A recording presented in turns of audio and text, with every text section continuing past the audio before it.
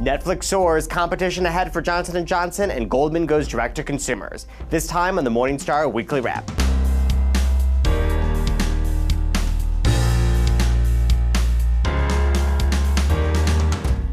Johnson & Johnson had slightly better than expected results, but Damien Conover sees competition looming.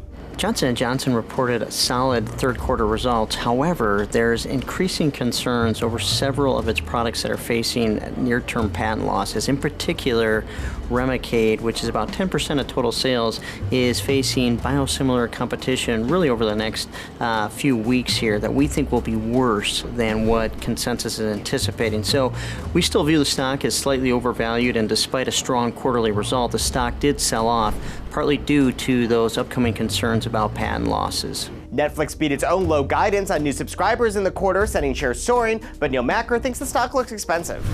Netflix reported its third quarter earnings this week. The firm beat its own low guidance for subscriber ads in both the U.S. and international segments, due in part to new customer interest in Netflix original content. However, the company provided weak U.S. subscriber guidance for the fourth quarter due to continued grandfather issues for older accounts.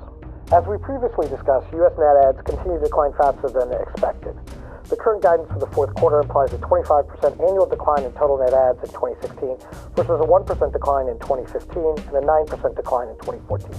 While we currently model a 10% average decline in total net ads from 2017 to 2020, our projections may prove to be optimistic and problematic for the company. If management is correct that outperformance in the third quarter stemmed from excitement around original content and that issues with grandfathering led to the previous weak performance, Netflix will need to continue to ramp up its investment in original content.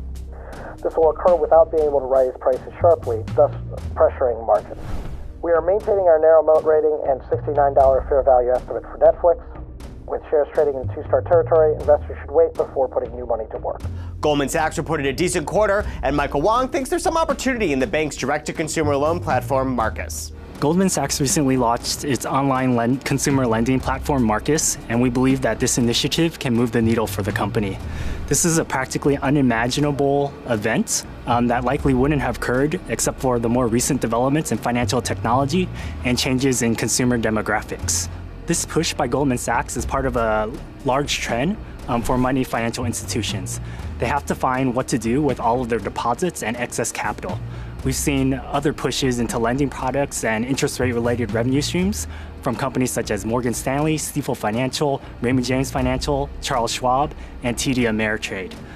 And if we were to look at trying to size this opportunity, what is it like for Goldman Sachs? Currently, Goldman Sachs has about $120 billion of deposits, with only about $50 billion of that in loans. That means that they may be able to shift about $70 billion of those deposits into loans, with those loans likely yielding somewhere in the high single digits into the teens. And this is in comparison to their cash yields, which are likely less than 50 basis points, and yield on fixed income securities or bonds that are likely 2% to 4% only. And in case you missed it, John Reckenthaler's column this week looks at how the 4% retirement withdrawal rule has fared from 1900 on across the world.